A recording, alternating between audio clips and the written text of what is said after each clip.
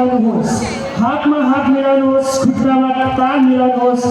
चुपचाप नबस्नुहोस् दर्शकहरू यो साँझलाई यादगार बनाउनुहोस् कृपया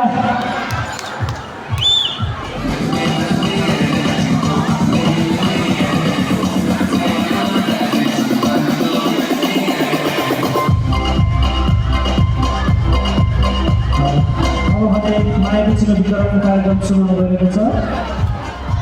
मायाको चिनो वितरण गर्दैन म यस संस्थाका अध्यक्ष सनम डङ्गोलज्यूलाई स्टेजमा उपस्थित हुन हार्दिक अनुरोध गर्न चाहन्छु।